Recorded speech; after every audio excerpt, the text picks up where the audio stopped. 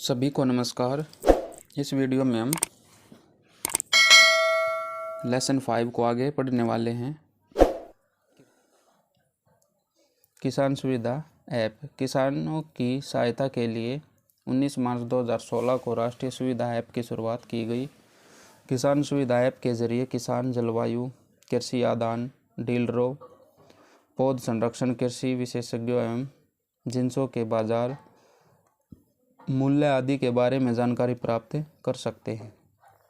किसान सुविधा mobile app भाषा के अनुवाद की सुरक्षा के साथ अंग्रेजी और हिंदी में कार्य कर रहा है। राज्यों को इस ऐप को अपनी भाषा में अनुवाद करने की सुविधा दी गई है।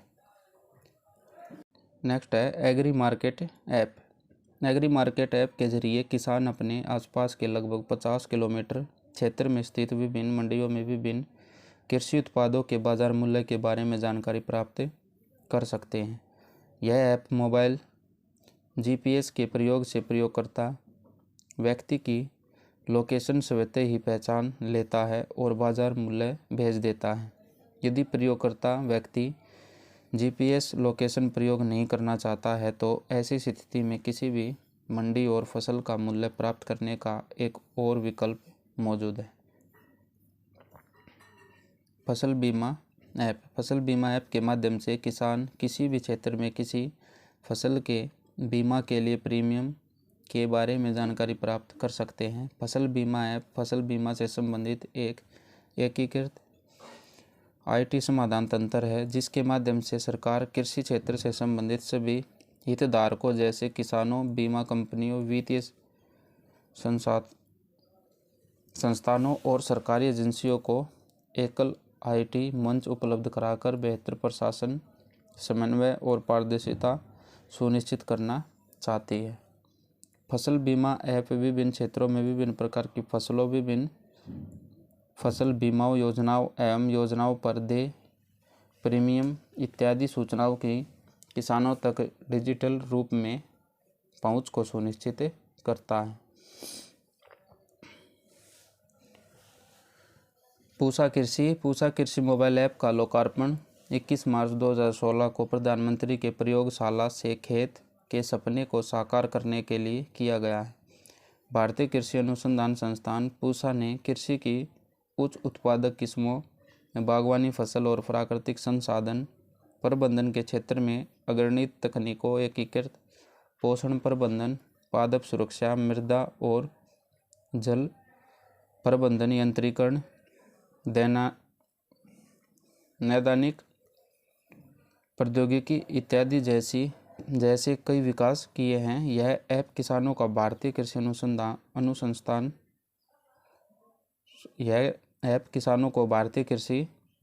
अनुसंधान संस्थान द्वारा विकसित प्रौद्योगिकियों के विषय में सूचना प्राप्त करने में मदद करेगा, जो अंततः किसानों के रिटर्न में वृद्धि करने में सहायक होगा।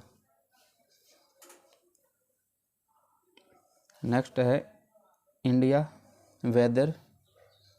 यह ऐप देश के 300 से अधिक शहरों के लिए वर्तमान मौसम, आने वाले 4 दिनों के मौसम पूर्वानुमान की जानकारी प्रदान करता है।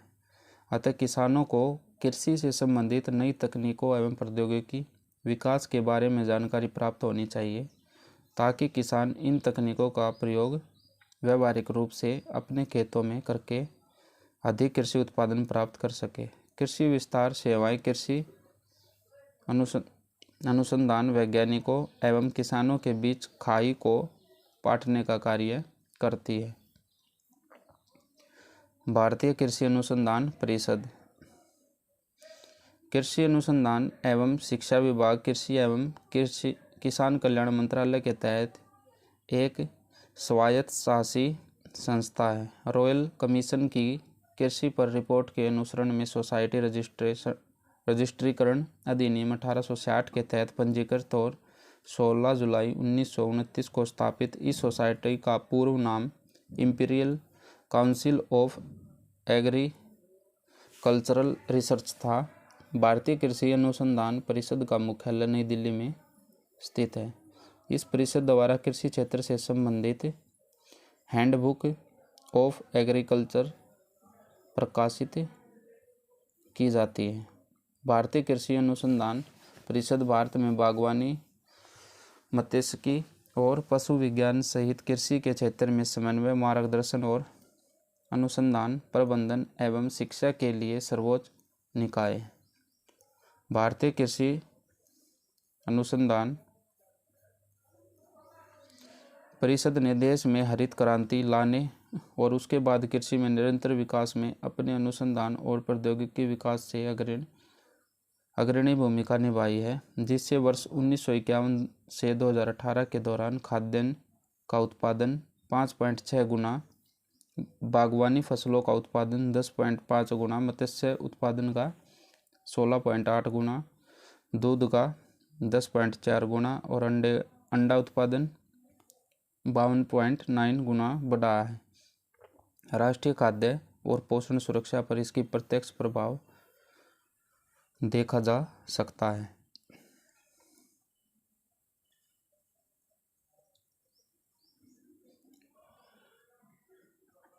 नेक्स्ट है multi commodity exchange of India. Multi commodity exchange नवंबर 2003 में आरंभ हुआ। यह भारतीय प्रतिभूति एवं विनिमय बोर्ड के नियामक ढांचे के तहत विनियमित है। यह भारत का पहला सूचीबद्ध एक्सचेंज एवं एक अत्याधुनिक कमोडिटी डेरिवेटिव्स एक्सचेंज है, जो अपने मंच पर ऑनलाइन ट्रेडिंग और कमोडिटी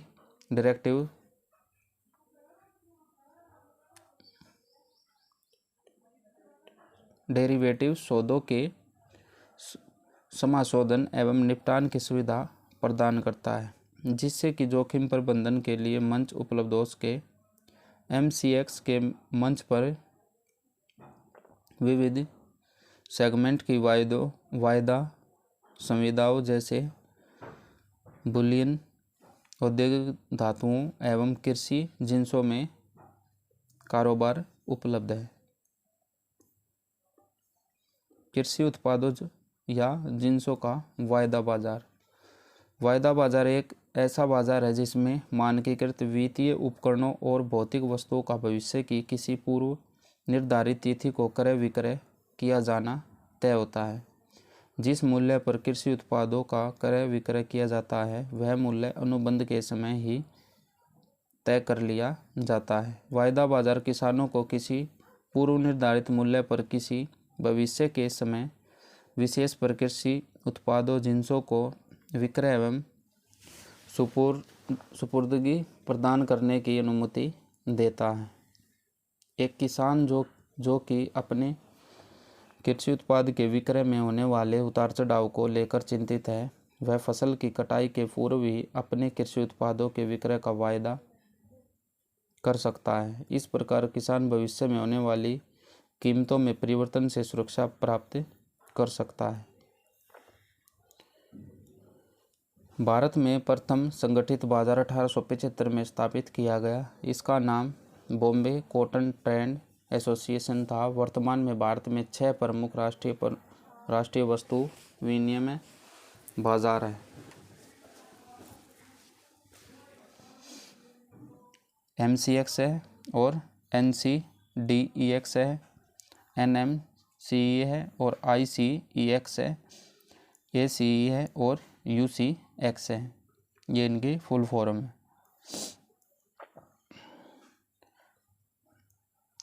सितंबर 2015 से भारतीय प्रतिभूति एवं विनिमय बोर्ड देश भर में वायदा बाजार को विनियमित कर रहा है। इससे पहले यह कार्य वायदा बाजार आयोग करता था। अब कौन करता है इसको? सेबी करता है। कृषि और प्रसंस्कृत खाद्य उत्पाद निर्यात विकास प्राधिकरण। कृषि और प्रसंस्कृत खाद्य उत्पाद निर्यात विकास प्राधिकरण की स्थापना दिसंबर 1985 में संसद द्वारा पारित कृषि और प्रसंस्कृत खाद्य उत्पाद निर्यात विकास प्राधिकरण अधिनियम के अंतर्गत भारत सरकार द्वारा की गई थी। कृषि और प्रसंस्कृत खाद्य उत्पाद निर्यात विकास प्राधिकरण के प्रमुख कार्य निम्नलिखित है। इसमें वित्तीय सहायता प्रदान कर या सर्वेक्षण द्वारा संभाव्यता अध्ययनों, संयुक्त उद्यमों के माध्यम से पूंजी लगाकर तथा अन्य राहतों व आर्थिक सहायता योजनाओं के द्वारा अनुसूचित उत्पादों के निर्यात से संबद्ध उद्योगों का विकास करना है। निर्यात उद्देश्य हेतु अनुसूचित उत्पादों के लिए मानक और विनिर्देश तय करना, निर्धारित शुल्क के भुगतान पर अनुसूचित उत्पादों के निर्यातकों के रूप में व्यक्तियों का पंजीकरण करना, अनुसूचित उत्पादों की पैकेजिंग में सुधार लाना, भारत से बाहर अनुसूचित उत्पादों के विपणन में सुधार लाना,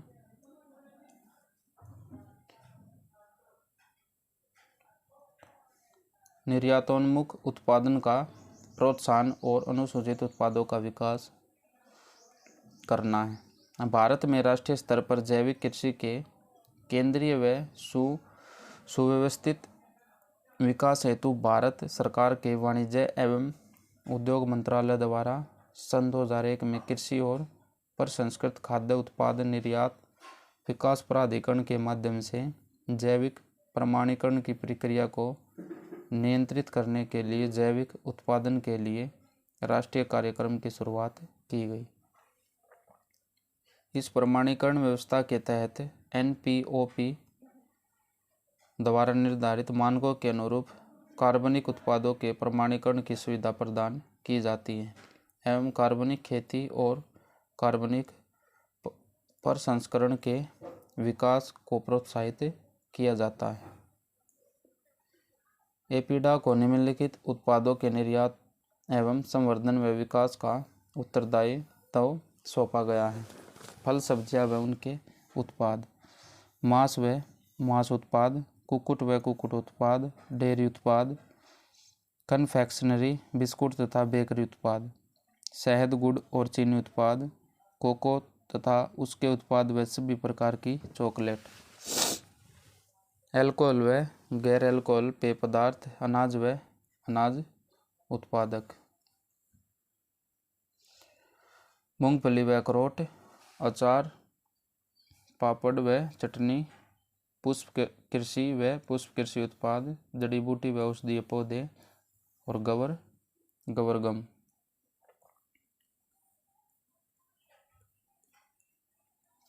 इसके अतिरिक्त एपीडा को चीनी के आयात की निगरानी करने की जिम्मेदारी सौंपी गई है। चाय उद्योग। चाय एक ऐसा उद्योग है जो संसद के अधिनियम द्वारा केंद्र सरकार के नियंत्रण में आता है। चाय केंद्र सरकार के नियंत्रण में आता है। चाय बोर्ड केंद्र सरकार के एक सांविधिक निकाय के रूप में कार्य कर रहा है। चाय बोर्ड वाणिज्य एवं उद्योग मंत्रालय के अंतर्गत आता है। वाणिज्य एवं उद्योग मंत्रालय के अंतर्गत आता है। इसका मुख्यालय कोलकाता में स्थित है। वर्तमान में चाय बोर्ड के 2 विदेशी कार्यालय दुबई और मॉस्को में हैं। चाय बोर्ड के इन सभी विदेशी कार्यालयों को भारतीय चाय के निर्यात को बढ़ावा देने हेतु विभिन्न प्रचार उपायों के लिए डिज़ाइन किया गया है। ये कार्यालय संबंधित क्षेत्रों में भारतीय चाय के आयातकों के साथ साथ भारतीय निर्यातकों के बीच बातचीत के लिए एक संपर्क कार्यालय के रूप में भी कार्य करते हैं। बोर्ड का गठन 31 सदस्यों से होता है, जो संसद सदस्यों, चाय उत्पादकों, चाय व्यापारियों, चाय दलालों, उपभोक्ताओं और प्रमुख चाय उत्पादक राज्यों की सरकारों के प्रतिनिधियों और ट्रेड यूनियनों में चुने जाते हैं। प्रत्येक 3 वर्ष में बोर्ड का पुनर्गठन किया जाता है।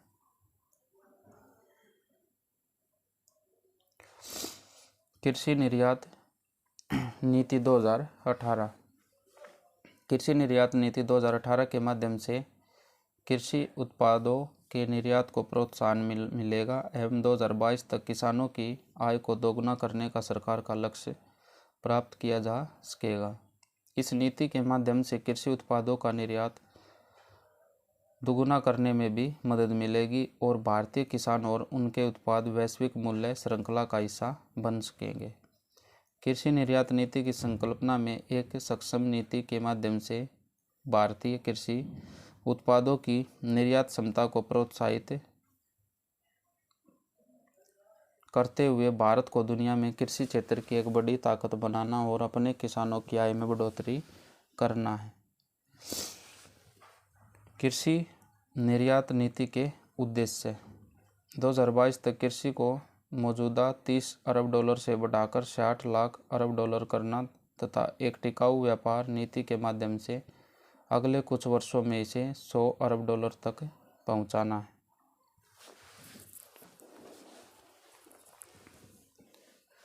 निर्यात किए जाने वाले कृषि उत्पादों में विभिन्नता लाना तथा उनके लिए नए बाजार तलाशना और इसके साथ ही जल्दी खराब होने वाले कृषि उत्पादों सहित अन्य किस्म के कृषि उत्पादों को विभिन्न तरीके से इस्तेमाल करने लायक बनाकर उनका मूल्यवर्धन करना है।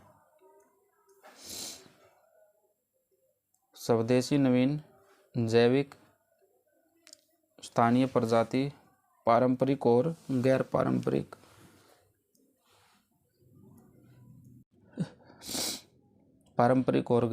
पारंपरिक कृषि उत्पादों के निर्यात को बढ़ावा देना है। कृषि उत्पादों के लिए बाजार पहुंच को आसान बनाने हेतु एक संस्थागत प्रणाली विकसित करना तथा इनके व्यापार के रास्ते में आने वाली बाधाओं को दूर करना और इनसे जुड़े पादप स्वच्छता के मामले को निपटाना है। वैश्विक मूल्य श्रृंखला से जुड़कर कृषि उत्पादों के वैश्विक व्यापार में भारत की हिस्सेदारी को बढ़ाकर जल्द ही दोगुना करना है। घरेलू किसानों को वैश्विक बाजारों में निर्यात के अवसर उपलब्ध कराना। विश्व व्यापार संगठन एवं कृषि सब्सिडी सरकार द्वारा कृषि क्षेत्र को दी जाने वाली सब्सिडी को विश्व व्यापार संगठन द्वारा सकल सहायता व्यवस्था कहा है। विश्व व्यापार संगठन के अनुसार किसी देश द्वारा अपने कृषि क्षेत्र को दी जाने वाली छूटें तथा आगत छूटें कृषि मूल्यों को घटाती है और संबंधित देश के कृषि क्षेत्र को अनुचित एवं अधिक वैश्विक पहुंच स्थापित करने में मदद करती है। ऐसी छूटें विश्व व्यापार में विसंगति उत्पन्न करती है। विश्व व्यापार संगठन की शब्दावली में कृषि छूटों को निम्नलिखित पेटियों के रूप में संबोधित किया गया है। सबसे पहले green box subsidy. Green box subsidy व्यापार में विसंगतियां उत्पन्न नहीं करती या न्यूनतम व्यापार विसंगति उत्पन्न करती है। विश्व व्यापार संगठन इस प्रकार की सब्सिडी पर कोई प्रतिबंध नहीं लगाया गया है। इसमें मूलतः वे सभी सरकारी व्यय तथा किसानों के लिए वैसे सभी प्रत्यक्ष सहायता कार्यक्रम शामिल किए जाते हैं जो उत्पन्न या मूल्यों के वर्तमान स्तर से संबंधित नहीं हो। इसमें सभी सरकारी छूटें शामिल हैं जैसे पर्यावरण संरक्षण कार्यक्रम, शोध एवं अनुसंधान, कृषि पुनर्संरचना, खाद्य सुरक्षा के लिए भंडारण व्यवस्था, कीट एवं रोग नियंत्रण इत्यादि। अंबर बॉक्स सब्सिडी। विश्व व्यापार संगठन के अनुसार अंबर बॉक्स सब्सिडी कृषि उत्पादों के उत्पादन एवं व्यापार में विकृति या विसंगति उत्पन्न करती है। इसके अंतर्गत सरकार द्वारा दी जाने वाली सभी छूटें शामिल होती है जो उत्पादन में प्रत्यक्ष रूप से मदद करती है, जैसे न्यूनतम समर्थन मूल्य, बिजली, सिंचाई, उर्वरक, कीटनाशक इत्यादि पर छूटें। विश्व व्यापार संगठन के प्रावधानों के अनुसार किसी सदस्य देश के द्वारा इस प्रकार दी जाने वाली सब्सिडी को कम करके एक विशेष स्तर तक लाना तय है। इनकी सीमा उन देशों के सकल कृषि उत्पाद के प्रतिशत के रूप में है जिसे विकसित देशों के लिए 5% प्रतिवर्ष और विकासशील देशों के लिए 10% प्रतिवर्ष निर्धारित किया गया है। Blue box subsidy. शर्तों के साथ अंबर बॉक्स सब्सिडी को ब्लू बॉक्स सब्सिडी के नाम से जाना जाता है। यह सब्सिडी कृषि उत्पादों के व्यापार में विकृति या विसंगति में कमी लाने की शर्तों पर प्रदान की जाती है। इस प्रकार की छूटें किसानों को किसी विशेष उत्पादन स्तर को प्राप्त करने के लिए तथा प्रत्यक्ष भुगतान के रूप में सरकार द्वारा विभिन्न कार्यक्रमों के अंतर्गत दी जाती है। इसका उद्देश्य कृषि एवं ग्रामीण विकास को प्रोत्साहन देना है।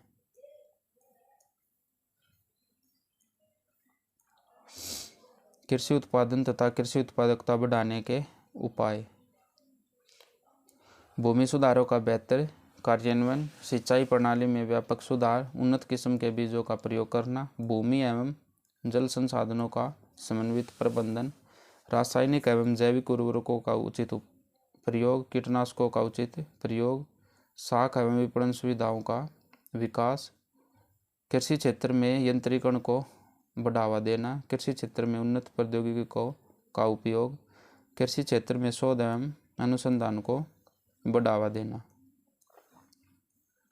किसानों को प्रशिक्षित करना एवं उन्हें प्रेरणा देना, फसलों की गहनता एवं बहुफसल को बढ़ावा देना, पौधों का संरक्षण, कृषि से संबंधित गतिविधियों का बेहतर प्रबंधन, कृषि भूमि पर जनसंख्या भार को कम करना।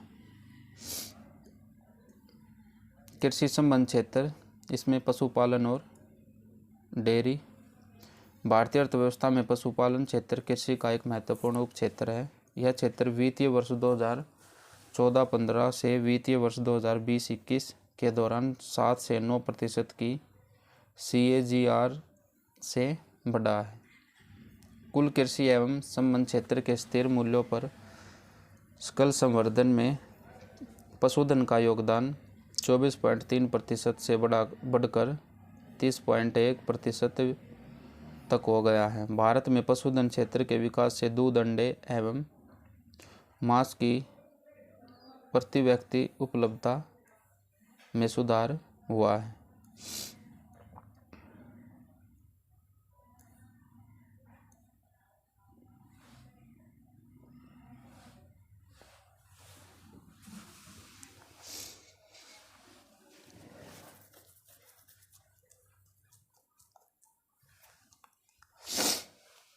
नेक्स्ट है डेयरी क्षेत्र।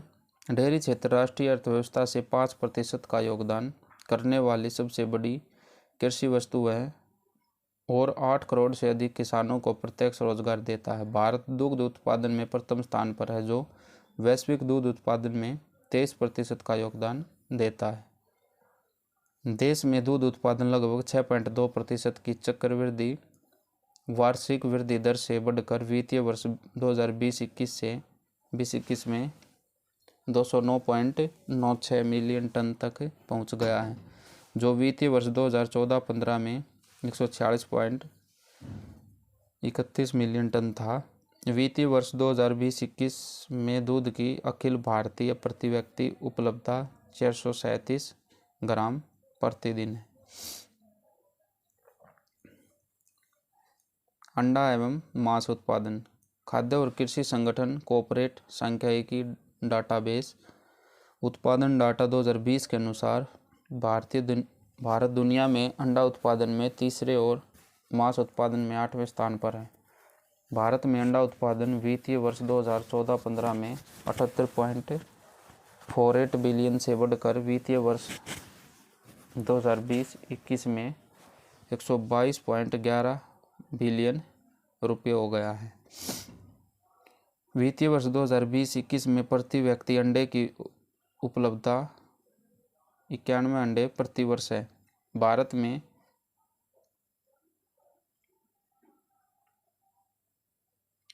में मांस उत्पादन वित्तीय वर्ष 2014-15 में 6.69 मिलियन टन से बढ़कर वित्तीय वर्ष 2020-21 में 8.80 बिलियन टन हो गया है।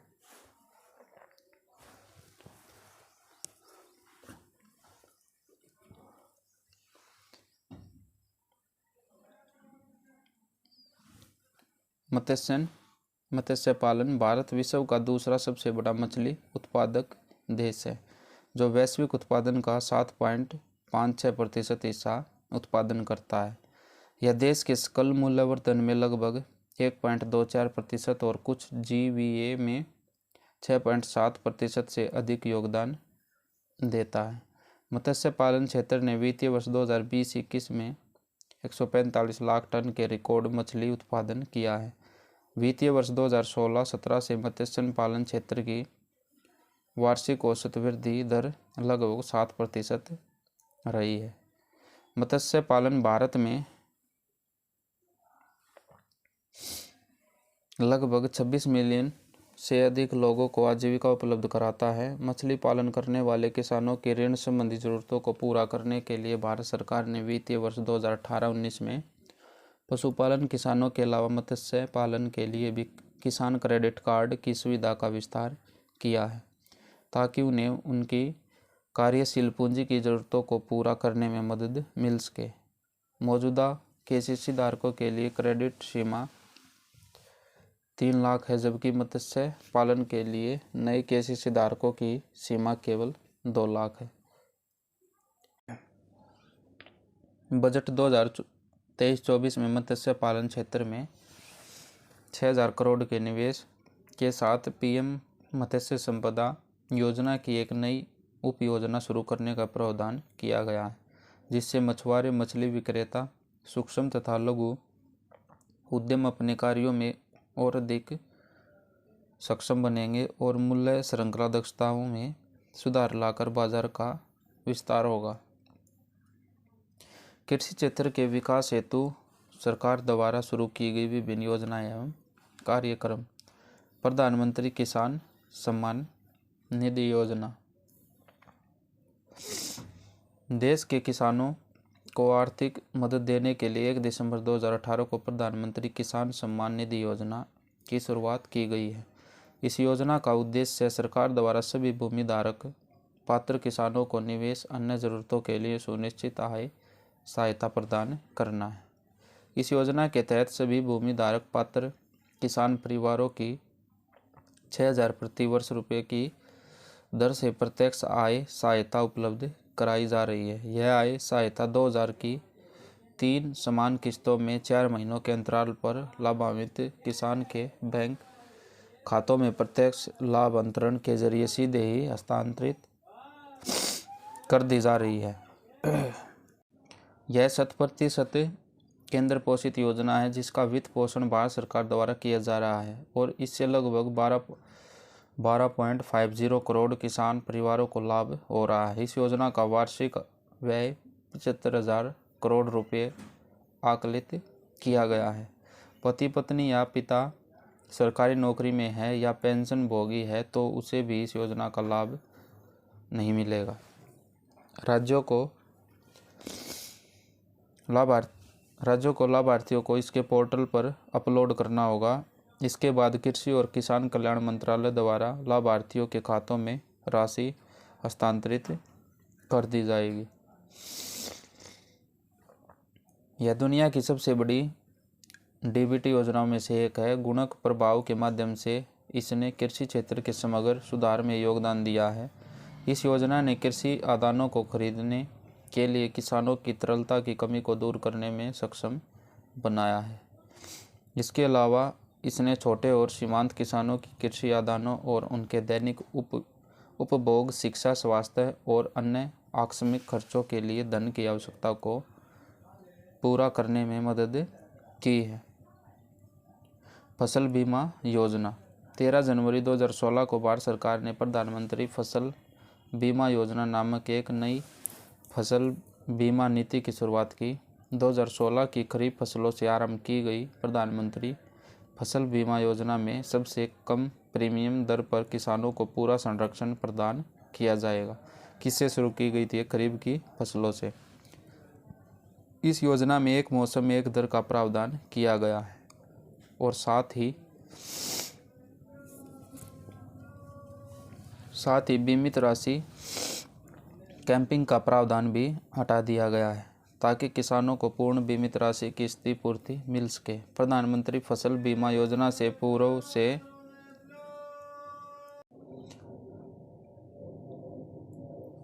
प्रधानमंत्री फसल बीमा योजना ने पूर्व से चली आ रही 2 योजनाएं राष्ट्रीय कृषि बीमा योजना और संशोधित राष्ट्रीय कृषि बीमा योजना की जगह ले ली है। वर्तमान में किसान नामांकन के मामले में दुनिया की सबसे बड़ी फसल बीमा योजना है। प्रत्येक वर्ष औसतन 5.5 करोड़ आवेदन और प्राप्त प्रीमियम के मामले में तीसरी सबसे बड़ी योजना है। योजना की अंदरूनी शिकायतों को बेहतर ढंग से हल करने के लिए अंत से अंत तक शिकायतों से निपटने के लिए राष्ट्रीय फसल बीमा पोर्टल तैयार किया गया है। यह पोर्टल आवश्यक सुविधाओं से लैस है। इसके अतिरिक्त शिकायतों को हल करने के लिए योजना के संशोधित परिचालन दिशा निर्देशों में स्तरीकृत शिकायत निवारण तंत्र का प्रावधान, अर्थात जिला स्तरीय शिकायत निवारण समिति, राज्य स्तरीय शिकायत निवारण समिति बनाया गया है। फसल बीमा योजना की मुख्य विशेषताएं। इस योजना में सभी खाद्य फसलें, तिलहन, वाणिज्यिक तथा बागवानी फसलें शामिल हैं। किसानों के लिए एक मौसम एक दर यथा खरीफ फसल के लिए प्रीमियम दर 2%, रबी फसल के लिए 1.5% और वाणिज्यिक एवं बागवानी फसलों के लिए 5% अधिकतम निर्धारित की गई है। इस योजना में फसल उपज के सभी जोखिम यथा फसल बुआई के पूर्व, खड़ी फसल एवं फसल कटाई के बाद के भी सभी जोखिम शामिल किए गए हैं। इस योजना में फसल कटाई से अधिकतम 14 दिनों की अवधि में चक्रवात, चक्रवाती वर्षा एवं बेमौसम बारिश के विशेष खतरों के कारण हुए फसल नुकसान की क्षतिपूर्ति भी प्रत्येक खेत स्तर पर करने का प्रावधान किया गया है।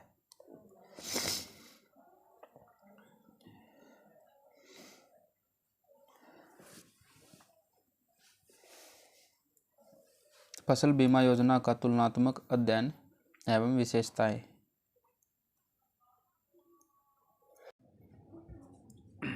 सबसे पहले इसकी विशेषताएं। प्रीमियम की दर। राष्ट्रीय कृषि बीमा योजना ये निम्न है। संशोधित कृषि बीमा योजना ये उच्च है। प्रधानमंत्री फसल बीमा योजना 2016। तो इनकी विशेषता है। प्रीमियम की दर इसमें निम्न है, इसमें उच्च है और इसमें सबसे निम्न है। एक मौसम एक प्रीमियम इसमें है, इसमें नहीं है और इसमें भी है। बीमा राशि कवर इसमें पूर्णतः है, इसमें आंशिक रूप से, इसमें पूर्णतः रूप से है। और बैंक खाते में भुगतान इसमें नहीं है, इसमें नहीं है, इसमें है और इसमें भी है। स्थानीय जोखिम कवरेज इसमें नहीं है। ओलावृष्टि भूस्खलन इसमें है, ओलावृष्टि भूस्खलन इसमें चक्रवात भी है। फसल कटाई के उपरांत कवरेज इसमें नहीं है, इसमें तटीय क्षेत्रों में चक्रवाती वर्षा के लिए, इसमें पूरे भारत में चक्रवात एवं बेमौसमी वर्षा के लिए है।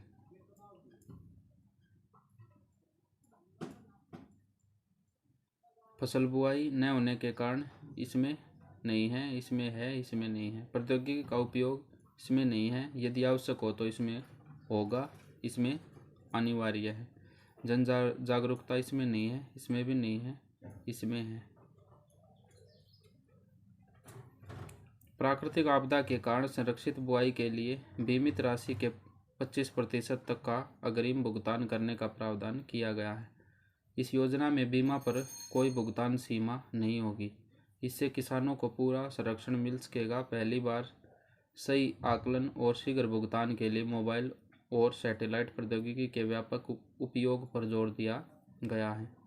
यह व्यापक आपदा के लिए क्षेत्र दृष्टिकोण आधार पर संचालित योजना है।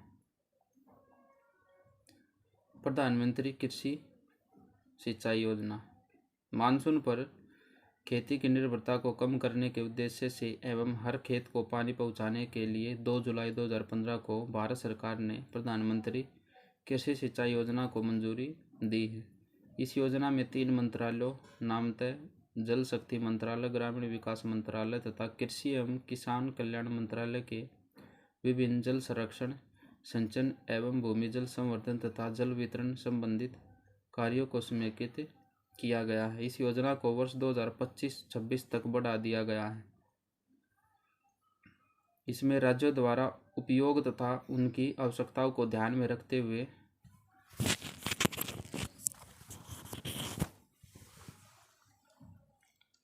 प्रतिवर्ष उपयोग तथा कुल आवंटित राशि बढ़ाई जा सकती है। प्रधानमंत्री कृषि सिंचाई योजना जल के बढ़े हुए उपयोग और उच्चतर जल उत्पादकता पाने हेतु इसके उचित उपयोग के साथ ही जल उत्पादक और पुनर्चक्रण और जल द्वारा कृषि भूमि हेतु सिंचाई की सुविधा सुनिश्चित करेगा।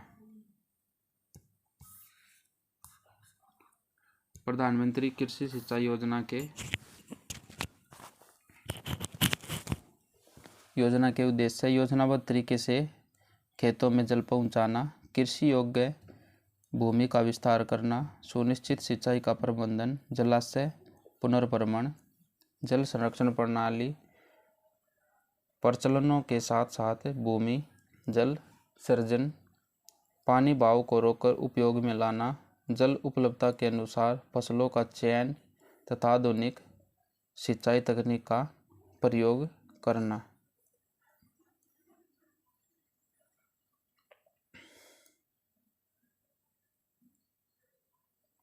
टैगलाइन: हर खेत को पानी